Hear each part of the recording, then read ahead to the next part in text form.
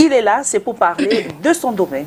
Voilà, c'est un coach en d'entreprise et un écrivain, Francis Serrette, qu'on ne présente plus dans cette émission, vous le savez tous. Alors, on parle de comment développer le leadership de vos collaborateurs sur le plan succession. Voilà, donc... en fait, c'est assurer sa succession quand nous ne serons même pas là, s'il faut dire ça ainsi. Bonjour Francis et bienvenue à De Rendez-vous. Bonjour Mireille, merci de m'avoir renouvelé votre amitié. Merci. Bonjour Calvino. Bonjour Monsieur Et toutes mes condoléances pour ce qui vous a frappé.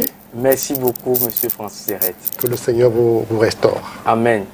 Amen. Il est bien vrai que j'aime bien souvent qu'on me présente les condoléances en faisant une poésie du genre, vraiment, un orphelin n'est pas celui qui a perdu son père, mais celui qui a perdu l'espoir dans la vie. Donc j'aime bien les poésies en me présentant des condoléances. Je vais essayer de développer mes talents de poète. Pour le moment, je ne suis pas encore poète. Mais je pense que je pourrais faire ce grand écart, d'autant plus que ma fille aînée est une poétesse. Waouh! Et donc, je vais lui demander de m'inspirer et je pourrais faire un poème à l'occasion. Voilà. Hi, Cathy. Hello, Francis. Yeah, how are I thought you? you were not going to greet me. Ready for today? I was about to cry. Oh, no, I thought you were not going to greet though. I know, you're a very special person. Oh. Who can walk in here without greeting you? I guess I'm the very person should be mad. visible. Oh my God, Mireille. Yeah. I think Mireille has a problem with the word like who actually walked in here without noticing Catherine Coney. Hey, Mireille, ton problème avec ça? De quoi parle l'auteur? Francis, we're ready. Bon, voilà, like on ready va. for today's Yeah. team. Mais je sais pas si c'est possible, like in a brief, because somebody was asking the theme of today in English. It's how to develop your employees' leadership skills for a succession plan. Voilà. Yeah, so that's a thing. Voilà, donc le thème lancé, on va d'abord commencer par ce que c'est déjà quoi, l'idée, c'est déjà quoi justement le leader, comment développer le leadership de vos collaborateurs sur le plan social, c'est déjà quoi? Oui, alors le mot-clé ici, c'est le plan de succession. D'accord. Il faut commencer par définir. C'est vrai qu'en entreprise, lorsqu'on parle de plan de succession, les gens ont tendance à frémir. Ils ont peur. On ne sait pas trop pourquoi, parce qu'un plan de succession semble annoncer des changements majeurs. Un plan de succession semble effrayé parce qu'il annonce des changements, alors qu'en fait, le plan de succession en lui-même n'est pas forcément un changement. C'est juste la préparation de la continuité. Voilà. Vous savez, on parle de plan de succession à plusieurs niveaux en entreprise. Il y a le plan sur un plan personnel, il y a sur le plan collectif, c'est-à-dire d'une équipe, d'un département, et puis au niveau même de l'entreprise. Et donc, le plan de succession est un processus à travers lequel on identifie des ressources humaines qui sont susceptibles de progresser sur l'échelle afin de pouvoir remplacer des personnes clés qui pourraient être appelées à migrer soit avec d'autres fonctions, soit à quitter l'entreprise ou simplement à devenir indisponibles pour des raisons indépendantes de leur volonté. Donc voilà à peu près ce que c'est que le plan de succession de manière synthétique. Maintenant, dans les détails, en général, il s'agit d'un processus au cours duquel, par exemple, pour un poste donné, on peut identifier des personnes susceptibles de remplacer un manager, de remplacer un chef de département empêché pour des raisons indépendantes de sa volonté. Prenez un cas de figure. Vous êtes manager dans une entreprise lambda et puis vous aimeriez par exemple évoluer, c'est-à-dire que vous êtes par exemple chef d'équipe de 10 personnes et votre rêve par exemple c'est de devenir chef de département. Ça veut dire qu'à un moment donné, vous allez devoir partir de votre poste actuel pour monter un peu plus haut en compétences. Exact. Et pour que cela n'entraîne pas des déconvenus à votre équipe, alors vous identifiez une ou deux personnes que vous allez former afin qu'elles puissent prendre ou occuper votre poste lorsque vous serez parti. Voilà par exemple un plan de succession. Et donc, lorsque un manager a déjà identifié les ressources capables de pouvoir le remplacer, vous voyez qu'il est libre dans sa tête. Il sait qu'il peut se permettre de partir sans que l'équipe n'en souffre beaucoup, parce qu'il a trouvé un remplaçant qui va assurer valablement sa succession. OK. Prenons au niveau d'un chef de département qui, par ses résultats, a prouvé qu'on peut lui faire confiance à un niveau plus élevé. C'est-à-dire qu'on peut par exemple le nommer DG de l'entreprise. Alors, qu'est-ce qu'il faut faire? Il faut identifier des personnes, soit en interne, c'est-à-dire au sein de l'équipe, soit en externe, des personnes susceptibles de pouvoir remplacer ce manager-là à la tête de son département, afin qu'on le prépare pour prendre les rênes de l'entreprise comme DG. Maintenant, l'absence d'un plan de succession fera qu'on va hésiter à trouver le nouveau DG, d'un, et de deux, l'équipe que ce dernier va laisser sera en difficulté. Donc c'est pourquoi il est important d'avoir en permanence des plans de succession pour chaque poste de responsabilité en entreprise. Et parfois, on en parle beaucoup dans les entreprises familiales parce que là-bas, en général, le fondateur est très souvent le PDG et il détient la vision. Mais quand il arrive qu'il devienne indisponible, soit pour des raisons de maladie, soit par décès, parfois l'entreprise connaît des remous parce que la tête pensante est partie et on n'a pas préparé un plan de succession qui aurait consisté à identifier des personnes susceptibles de remplacer et maintenant les accompagner afin que ces personnes-là développent les compétences nécessaires pour pouvoir reprendre les rênes du bateau. Okay. Donc voilà, ramasser un peu la succession et maintenant on ira dans les détails. Now, my question is, how does leadership style impact succession planning process? Okay. As you know, a succession plan is meant for business continuity. That is, business should continue no matter what happens. Okay. Whether people step down from the company, whether people are sick and unavailable, or whether people happen to pass on. Because in life, you should always expect that. People leave and then at some point they may pass on. So when they pass on, the company does not stop. So the succession plan is meant to enable human resources to be developed on a permanent basis. Okay. People need to be upskilled on a permanent basis. When they are upskilled, then it becomes very easy to implement a succession plan. Okay. Now, what kind of leadership should a company have in order to promote succession planning? First of all, openness. A company should lead, managers should lead with openness, knowing exactly what they expect from their collaborators in terms of skills. Because if you are head of a department, you've been there for the past, say, 2 or 3 years, and then at some point you're planning to leave, maybe you're aspiring to a higher position, maybe you want to leave the company, you should always have somebody at hand who can readily replace you. Now that person needs training. So your leadership should be targeting the development of other people's skills. So you should be very open. You should communicate and then find out what people need in order for them to become better managers.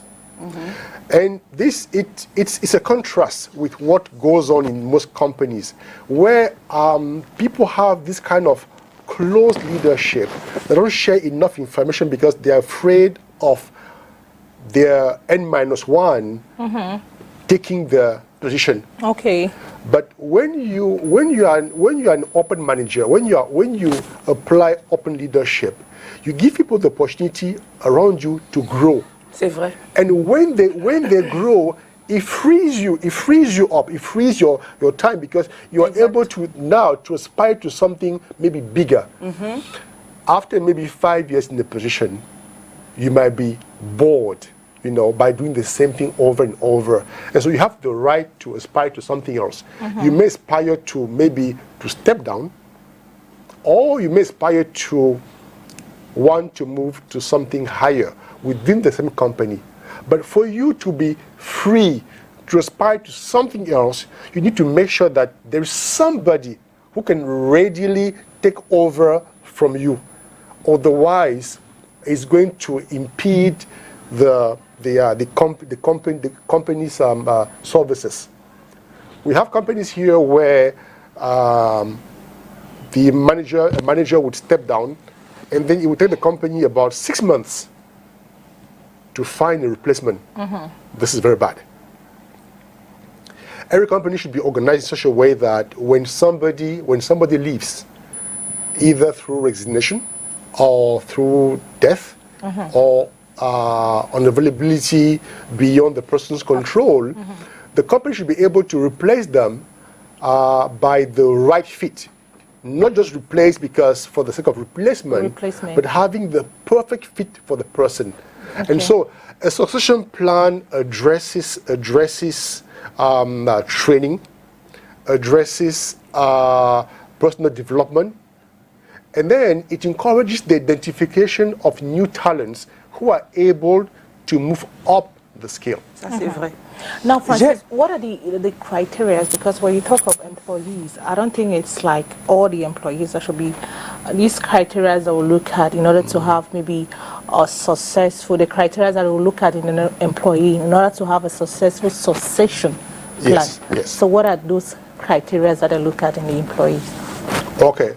One of the very first things to do is to try to match.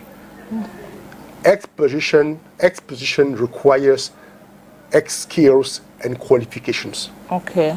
Now, the current manager has been there, say, for 5 years, which means that he has developed a breadth of knowledge.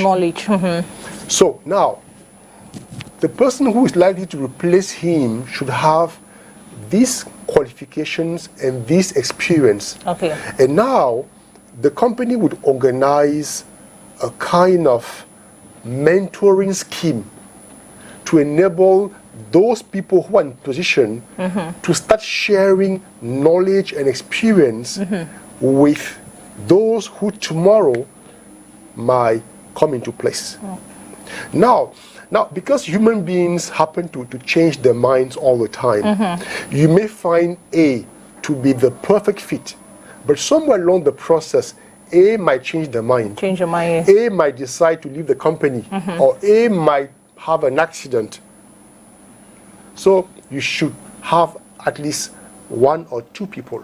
So if A doesn't make it, if A doesn't make it, B can make it. If B can make it, C can will make it. definitely make it. And so the mentoring process becomes very important, because there's a kind of experience that you only get when somebody who has been through a path, shows you stuff, which no matter how intelligent you are, you may never discover that on your own. But when the person who has been in a position tells you things, it's easier because he's been there. And so he saves you time. He saves you the error and trial process that you would have gone through in case you came into that position. Yes. And so that's how a lot of big companies succeed, in keeping the momentum that they have. Okay. And it's unfortunately an issue in most of our local companies, which believe so much in the people who are in place today that they forget to have a succession plan which will enable them to carry on with the business even after the departure of the current managers. Okay. Now, of course, it's a very important process during which the people in charge of HR have to think through. For example, what is the succession plan? For example, for our managing director. What is the succession plan for each of our head of department? What is the succession plan of each of our unit head? Now, once you have that, then you start now working at it. Okay. And then the people in charge today ought to know that in case things go wrong, this is the person who's going to replace me. This is the person to whom I should be giving some confidential information, so that when I'm absent for a short or long term, the company does not stop. My department does not close because of my absence. If I have maybe to go on training as a manager, I might maybe go on training maybe for 1 month or for 2 weeks. During my absence, business should not stop because I'm, in brackets, irreplaceable. No. Okay. Yeah. Okay. So those are the issues that the the succession plan addresses. Okay. And that's why it's very, very important. And then it has an impact on the type of leadership that a company can promote. Okay. Francis, j'ai une question à 2 volets. Bon, par rapport à la question que la réponse donnée à Cathy, ma première question c'est quels sont les différents types de succession en entreprise? Et par rapport à ce que vous essayez de répondre à Cathy, est-ce que si par exemple dans une entreprise, bon, peut-être le fondateur est décédé et que peut-être, ou alors le directeur, il faut vraiment, bon, le fondateur, et qu'il faut qu'on le succède, est-ce que celui qui arrive a la possibilité ou alors le droit de remplacer tous ceux qui sont là sous prétexte qu'ils sont plus compétents que ceux qui... Je ne sais pas si vous comprenez ma question. Bon, d'accord. Alors, l'une des raisons pour lesquelles les plans de succession sont redoutés en entreprise, c'est parce qu'on pense à la mort. C'est parce qu'on pense à la mort. Et donc, c'est un fondateur, c'est un PDG, c'est un DG, ont du mal à intérioriser ce concept. Parce qu'ils se disent, on se dit, c'est quand je vais mourir. Et donc, en ayant un plan de succession, on pourrait précipiter. Oui, la mort. Vous voyez, On est susceptible. Voilà. Mais loin, il faut éloigner cette idée de soi parce que elle est profondément erronée et au lieu de vous faire du bien, elle va plutôt vous crisper et vous rendre très, très nerveux et voilà. Alors, les types de succession, s'il faut généraliser, vous avez la succession à la suite, par exemple, du décès d'un manager, d'un PDG, d'un directeur général. Vous avez la succession à la suite d'un départ négocié. C'est-à-dire qu'un employé, un manager démissionne. Mais avant de démissionner, il prévient sa hiérarchie et il vous donne le temps de trouver son remplaçant. Mais vous avez aussi des départs violents. C'est-à-dire qu'à la date du 1er janvier, tout semble aller pour le mieux. Et puis le 10 janvier, un collaborateur vous dit, écoutez, dès demain, je ne ferai plus partie de vos effectifs. Et là, il peut vous mettre à mal parce que à ce moment-là, vous pouvez, si vous n'aviez pas un plan de succession, vous pourriez avoir du mal à le remplacer. Et puis, vous avez les plans de succession, par exemple, à la suite d'une promotion en interne. C'est-à-dire que vous avez un collaborateur qui a beaucoup travaillé, qui a eu des bons résultats, et vous voulez le récompenser.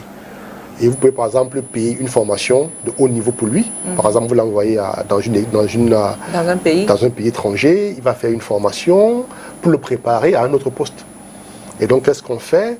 On le remplace pendant le temps qu'il passera là-bas. Et on prépare également son remplaçant, non seulement à assurer l'intérim, mais également à se préparer à occuper le poste de manière permanente. Donc, le manager même a dit que tout manager sensé devrait avoir dans sa tête un petit plan de succession. C'est-à-dire, avec les éléments que j'ai devant moi, j'ai 15 collaborateurs.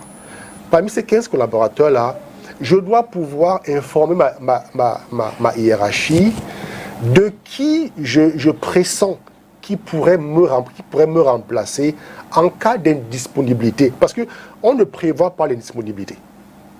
On peut tomber malade à tout moment, on peut avoir un accident à tout moment, donc on ne peut pas prévoir l'indisponibilité. Et c'est pourquoi le plan de succession est indispensable pour toute entreprise, pour toute équipe.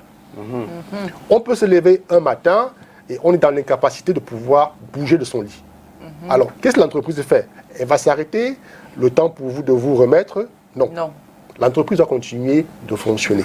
Voilà. Vous pouvez avoir l'ambition de vouloir aspirer à un poste plus important, soit au sein de votre entreprise, soit à l'extérieur. Et votre hiérarchie pourrait vous donner comme argument, mais vous partez, qui vous remplacera? Donnez-nous encore 2 mois, donnez-nous encore 3 mois, donnez-nous encore 4 mois. Et l'entreprise sera toujours contente de négocier avec vous afin que vous prorogiez votre séjour. Mais si vous aviez eu l'intelligence ou le réflexe d'avoir un petit plan de succession, vous auriez déjà formé 1, 2, 3 collaborateurs capables de pouvoir vous remplacer. Et c'est pourquoi la notion de manager irremplaçable est une notion très dangereuse, aussi bien pour le manager qui claironne combien il est irremplaçable, ainsi que pour l'entreprise qui encourage ce manager-là à penser un seul instant qu'il est irremplaçable. C'est une notion très dangereuse. Et qu'il faut absolument ne pas encourager en entreprise. Il faut toujours avoir des plans de succession. Nous sommes sur un plateau télé, vous avez des collaborateurs, vous travaillez tous ensemble depuis des années.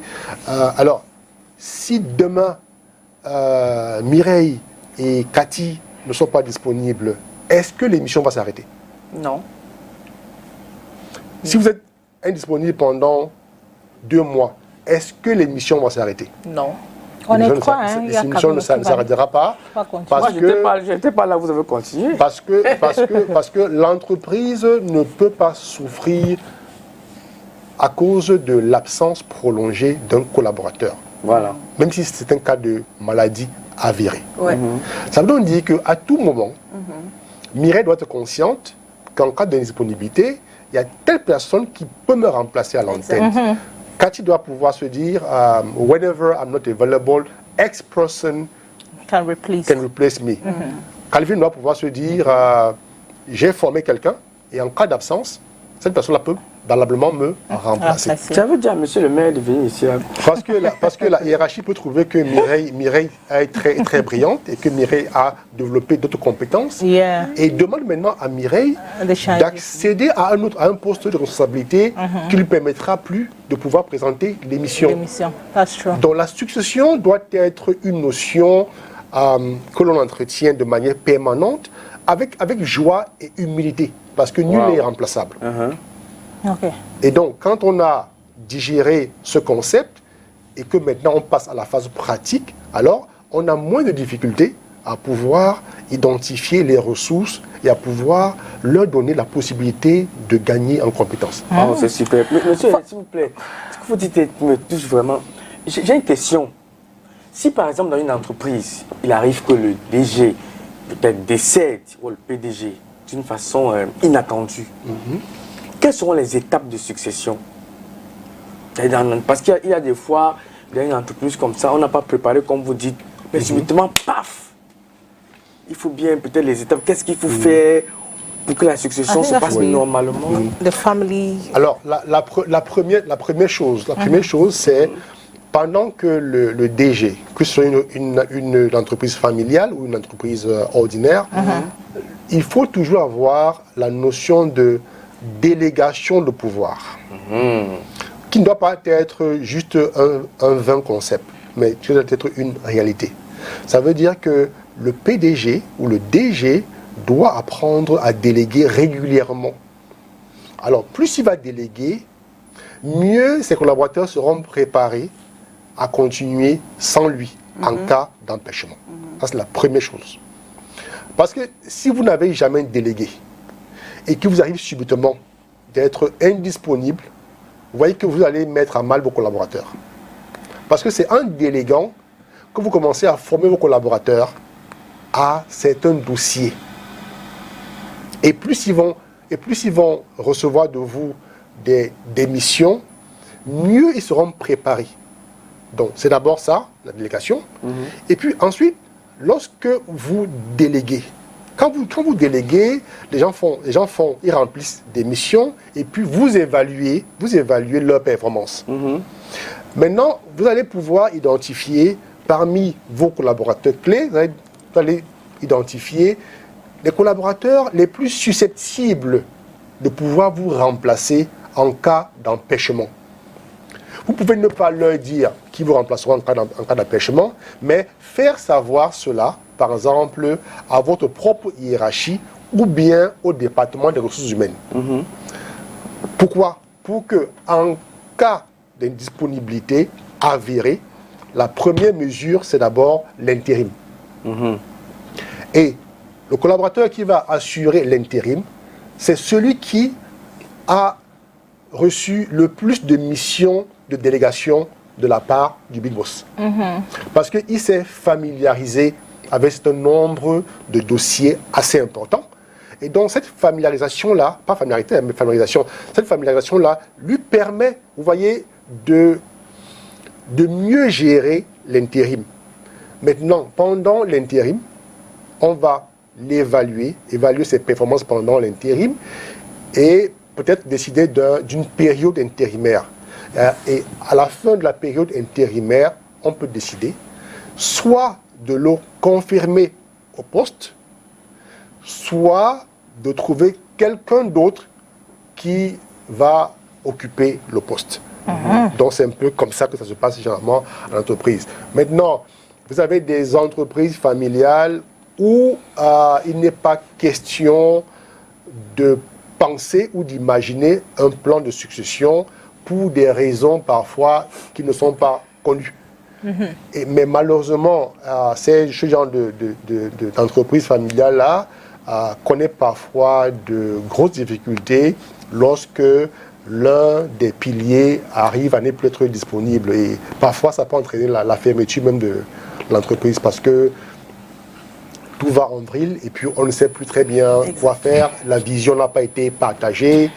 Parfois même, le comité de direction n'était pas au courant des projets immédiats. Et là, ça devient très compliqué. On arrive à une situation vraiment d'immobilisme total. Voilà, on va, je voudrais juste, avant d'aller prendre la pub, on va, la pub dans, pas la pub, autant pour moi le Vox Pop. Vox Pop.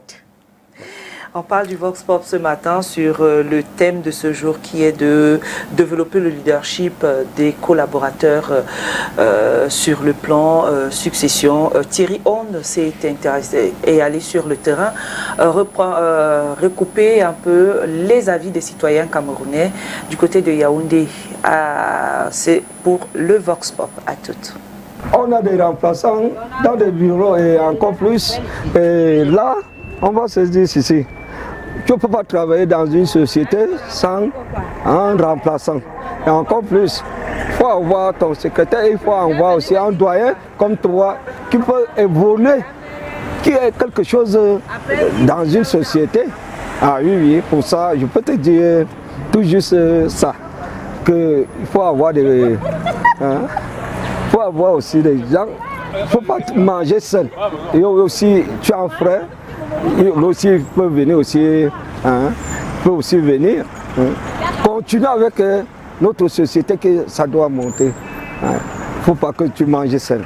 Premièrement, il faut s'assurer que vous êtes déjà doué sur le métier que vous exercez. Lui passer les mêmes connaissances que toi. Parce que le jour que tu vas en congé, il va rester assumer le même poste de responsabilité. Donc il ne faut rien le cacher, il faut tout lui montrer ton savoir-faire, le donner aussi en même temps que toi. Lui montrer des petites choses que lui ne connaissait pas, afin que demain il restera responsable. Peut-être que tu iras même à la retraite avant lui. Il faudrait qu'il pense à vous, sur ce que vous l'avez légué. Donc, savoir passer le témoin quand on est là, lui montrer les petites astuces du travail. Je crois que vous aurez formé quelqu'un aussi après vous. Ça dépend. Toute chose quand même un début. C'est-à-dire que pour trouver un gars dans le groupe, il faut d'abord voir la façon dont le gars travaille, la façon dont il travaille avec vous. Et puis là, tu le prends, tu lui formes, tu lui montres comment ça se passe. Et là, toi, en tant que patron, tu lui fais aussi confiance. Et de temps en temps, lui parler au fur et à mesure. Je crois que c'est comme ça. Le leadership ne veut pas forcément dire donner des ordres, frapper le poing sur la table. C'est vivre d'abord en convivialité avec ses partenaires, savoir répondre présent, être compréhensif. Et maintenant, transmettre dans cette manière d'être à ses collaborateurs. Du genre, il ne faut pas toujours être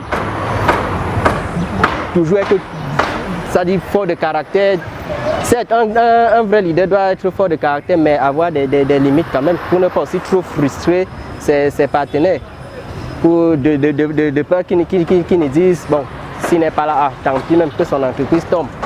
Qui leur donnait toujours l'envie de savoir, bon, je veux ressembler à mon patron, je veux lui ressembler. Pour renforcer le leadership de mes collaborateurs, il faudrait que quand un de nos partenaires arrive dans notre structure, j'aimerais que quand je ne suis pas là, que mon collaborateur l'accueille d'abord très bien, lui donne place et lui demande ce qu'il amène dans notre structure. En plus de cela, il lui demande, il doit communiquer avec ce monsieur, comprendre son problème et essayer de le mettre, de l'amener à travailler dans de très bonnes conditions. Et comme mon collaborateur va mener de l'orgue dans notre entreprise en donnant beaucoup de confiance à ceux qui viennent vers nous. Bon. Il doit aussi amener les autres à travailler et ne pas faire du désordre lorsque le patron n'est pas dans la société. Voilà. Francis, après cette descente dans la rue où on a recueilli on est allé tester un peu le quotient intellectuel des citoyens camerounais. Qu'est-ce que tu dis après cela? C'est très édifiant parce qu'on se rend compte que le concept de succession en entreprise est connu. Il n'est peut-être pas maîtrisé, mais il est connu. C'est pas une notion étrangère à toutes les personnes qui ont été interviewées. Et on peut se réjouir du fait que chacun, à son niveau, a donné des idées assez marquantes. Et fort de ce qu'ils ont dit, j'aimerais juste ajouter que on doit apprendre à accepter le fait que le plan de succession est quelque chose d'inévitable. Parce qu'on prend la retraite, parce qu'on prend des vacances, parce qu'on peut tomber malade, y avoir une disponibilité conséquente. Et donc, il ne faut pas attendre que ces événements-là arrivent. Vous voyez? Il ne faut pas attendre que cela arrive. Il faut se dire, ça peut arriver ou ça va arriver. Et ce serait dommage, par exemple, que quelqu'un qui va à la retraite et qui peut-être à 2 ans de sa retraite n'a pas pensé à un plan de succession et que l'entreprise doive lui imposer un plan de succession. Parce que dans les entreprises organisées, c'est vous-même, c'est-à-dire que c'est vous le chef d'équipe, c'est vous le superviseur, c'est vous le chef de département, c'est vous qui venez proposer des collaborateurs afin que le département des RH mette en place un programme de mentoring, un programme de coaching, ainsi que des plans de formation. Parce que il faut équiper les collaborateurs. Il faut leur donner la chance de développer de nouvelles compétences afin d'être à la pointe.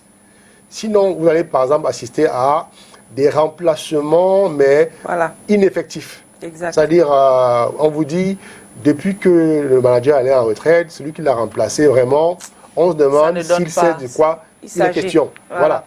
Parce qu'on n'a pas pris le temps de former. Donc, on a fait une succession comme ça, par hasard, à l'aveuglette. On a peut-être placé... Non, du jour au lendemain, peut-être. Du jour au lendemain, il n'y avait rien de préparé. Et quand le collaborateur arrive, il ne connaît aucun dossier. Il ne connaît aucun dossier. Et il se met à apprendre alors que l'entreprise a besoin de résultats, là, sur place. Or, si on avait pris le temps de le former, si on avait pris le temps de l'envoyer en formation, de développer ses compétences à travers du mentorat, il serait arrivé tout près. Vous voyez, par exemple, dans le sport, lorsque un entraîneur de football remplace un joueur sur le terrain, c'est pas à l'heure où le joueur qui était le ballon de touche entre qui commence à s'échauffer. Quand il rentre sur le terrain, il est déjà chaud. Il est chaud.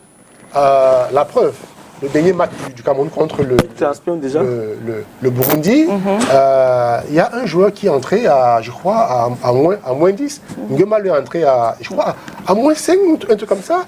Et c'est lui qui fait la passe décisive qui permet à Bakra Vincent de marquer le but. Donc vous voyez, il entre, il est déjà chaud. Il est chaud. Donc il ne vient pas s'échauffer. Oui, mais il est déjà chaud. Il est déjà chaud. Donc cela est aussi vrai en entreprise. Donc lorsque vous avez un plan de succession, les successeurs qui vont arriver doivent déjà être prêts. Oui.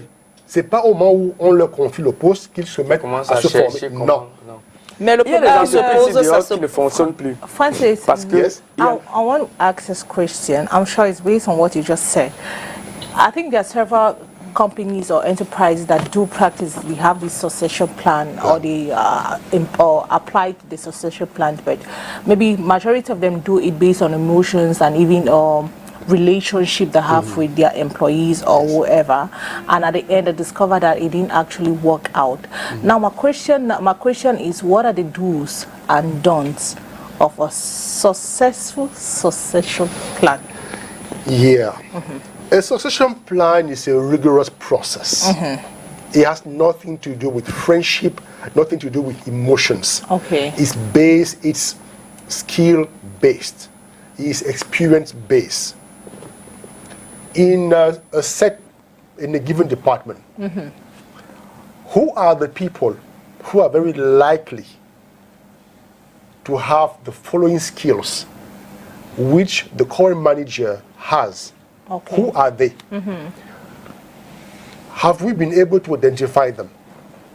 If we don't identify anybody, it means we have to hire new blood, with the expectation that the new blood might have those skills, because it will impact your results. It will impact the future of the company.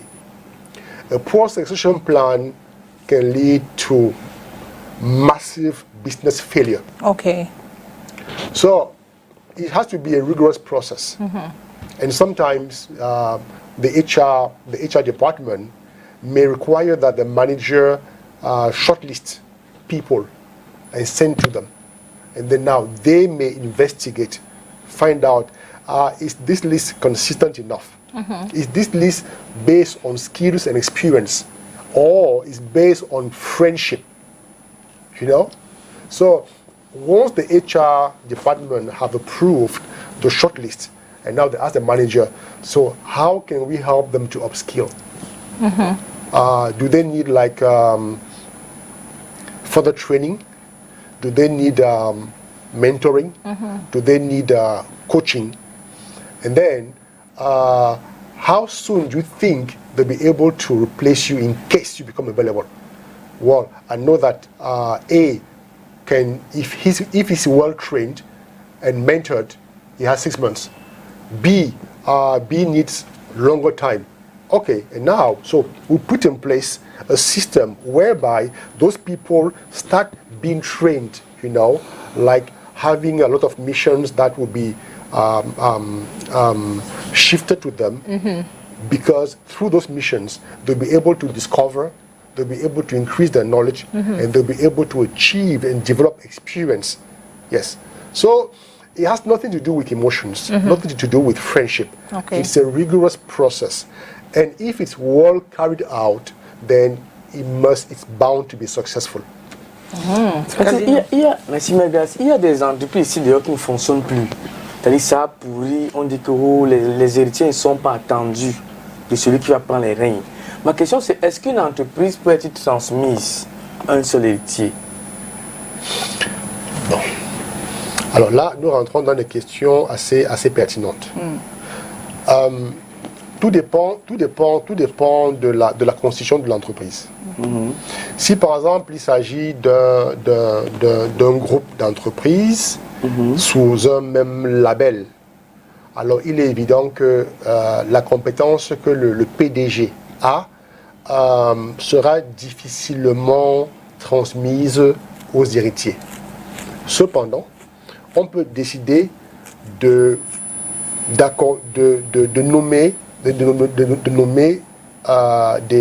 managers pour chaque entité de l'entreprise et faire en sorte que l'héritier, comme vous dites, soit là pour pouvoir coordonner. Parce que l'héritier a-t-il la compétence technique? Première question, parce qu'il ne suffit pas d'être le fils d'eux pour pouvoir prendre les rênes de l'entreprise. Il ne suffit pas d'être la fille d'eux pour pouvoir prendre l'entreprise. Encore faut-il avoir les compétences nécessaires. Encore faut-il avoir la volonté qu'il faut. Encore faut-il avoir le fighting spirit. Parce que lorsqu'on hérite d'une entreprise, en général, le fondateur était passionné. Il faisait corps avec son entreprise. Et lorsque vous héritez, vous n'étiez pas là au début. Donc, il y a des parties de l'histoire de l'entreprise que vous ne maîtrisez pas. Mais grâce à votre passion, vous allez apprendre et développer les compétences nécessaires. Donc, l'héritier... Et puis, bon, on va se dire la vérité, hein. Les enfants du fondateur ne sont pas obligés de prendre les rênes de l'entreprise quand leur père n'est plus là. Ils ne sont pas obligés. Et parfois, il vaut mieux les nommer dans le conseil d'administration. Voilà, c'est plus sage. Et laisser le business être géré par les professionnels. Exactement.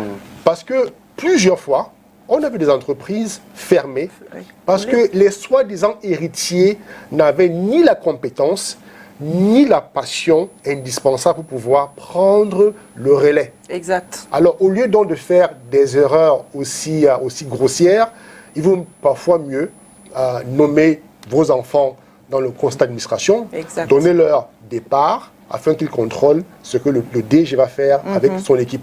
Et parfois, il vaut mieux laisser le DG gérer l'entreprise avec son équipe et rendre compte au conseil d'administration. Exactement. Voilà. Donc, c'est de ça qu'on parle. C'est très important. Oui. Et s'il faut revenir sur la question, c'est-à-dire parlant justement de la succession, la préparation qui s'avère un peu souvent difficile dans notre pays, surtout en Afrique, hein, parce qu'on a ce gros problème de succession en Afrique. On se dit toujours qu'on va perdre, on est en train de perdre et que bon...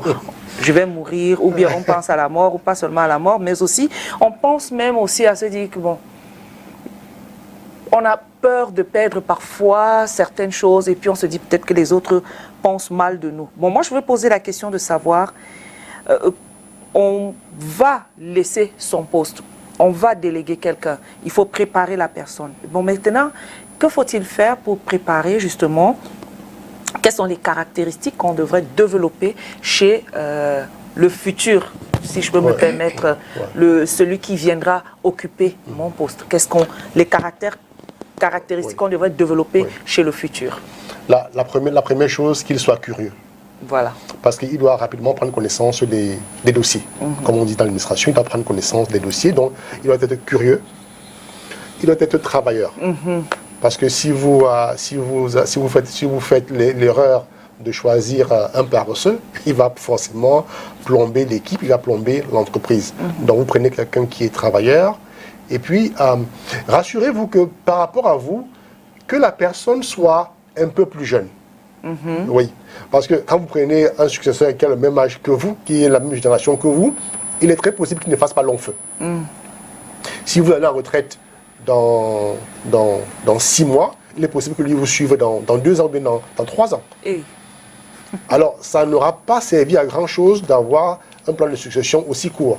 Par contre, si vous prenez quelqu'un qui a 5 ans, 6 ans, 7 ans de moins que vous êtes sûr qu'il aura le temps de travailler pendant une longue période avant de passer aussi le relais. Donc, il faut des personnes travailleurs, il faut que ce soit des personnes d'une autre génération, de préférence une génération ou 2 générations plus jeunes que vous. Il faut quelqu'un qui a une vision. Vous savez, pour être leader, pour être manager, il faut avoir la vision. Exact. Mais malheureusement, tout le monde n'a pas cette capacité-là pour pouvoir développer une vision. Pour être chef, il faut avoir une vision. Vous n'avez pas de vision, vous n'êtes pas un chef. Vous êtes un exécutant, ou comme les jeunes disent aujourd'hui, vous êtes un follower. Et le follower, c'est celui qui attend les consignes et qui va juste appliquer. Donc, il faut, rassurez-vous qu'il a une vision. Et rassurez-vous qu'il a une personnalité. C'est très important. Parce que lorsqu'il va prendre les rênes, il va falloir qu'il prenne des décisions tout seul et qu'il assume ses décisions. Alors, si c'est quelqu'un qui n'a pas de personnalité et qui veut toujours se cacher derrière d'autres personnes, il ne pourra pas assurer et assumer à ce poste. Donc, rassurez-vous, et c'est pourquoi le remplacement se fait sur une base objective. C'est pourquoi, sur un plan de succession, pour un poste lambda, on peut avoir 3 personnes, 4 personnes, mais à la fin, qu'on choisit une seule personne. Parce que cette personne-là aura satisfait à tous les critères et son expérience pourra l'aider à pouvoir assumer et à réussir dans ce challenge-là. Parce que si vous ne faites pas cela, si vous vous limitez par exemple sur une base d'amitié, écoute, telle personne c'est mon ami ou je le connais depuis plusieurs années, on travaille ensemble depuis plusieurs années, et donc je pense que c'est à lui que devrait revenir ce poste.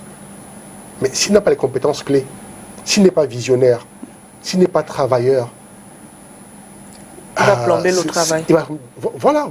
Donc, c'est des choses qui se passent de manière objective. Et c'est pourquoi il faut le faire en collaboration avec le département des ressources humaines de l'entreprise. Voilà. Comme ça, si par exemple un manager a péché par exemple par familiarité, il a fait une shortlist qui n'est pas assez objective, il faut qu'il y ait quelqu'un pour pouvoir par exemple réexaminer la liste et l'interroger sur ses choix. Parce qu'il s'agit là de l'avenir de l'entreprise. Ce n'est pas juste une histoire de copains, non, c'est une affaire assez sérieuse. Donc, il est important que les personnes qui sont pressenties ou bien qui ont été choisies remplissent des critères assez objectifs. Ok. Voilà, nous arrivons au terme de cette émission, Francis. Il est 11h55. C'était très enrichissant. 54 ou 55 55 minutes. On va que retenir donc pour sortir de cette émission?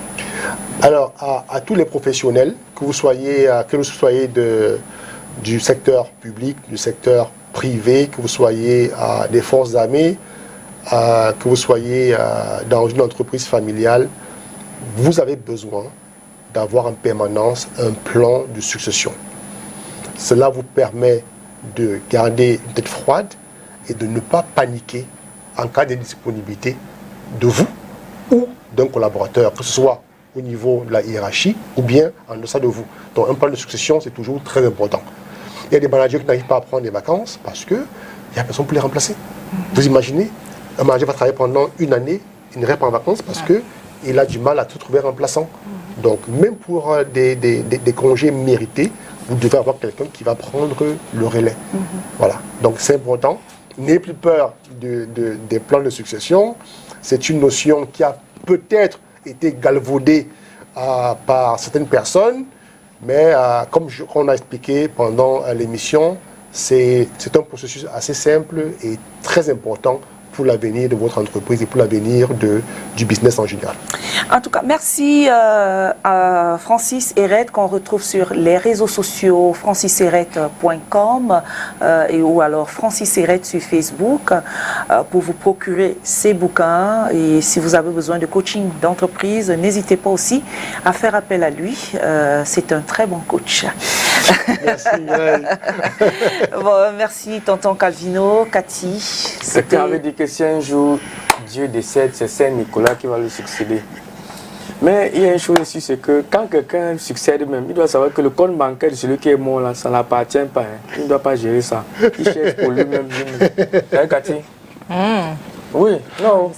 Tu cherches pour toi, le patron a cherché pour lui. Si tu viens succéder, tu travailles pour toi. C'est clair. Le patron, ça laisse à côté. C'est de ça il s'agit. Mais va prendre l'argent qui est dans le... pour gérer pour tout, gérer non? Quoi, non. J'avais. Ok. Il cherche pour lui. Anyway, thank you very much, Francis Hérette. Mireille, thank you. And see you tomorrow.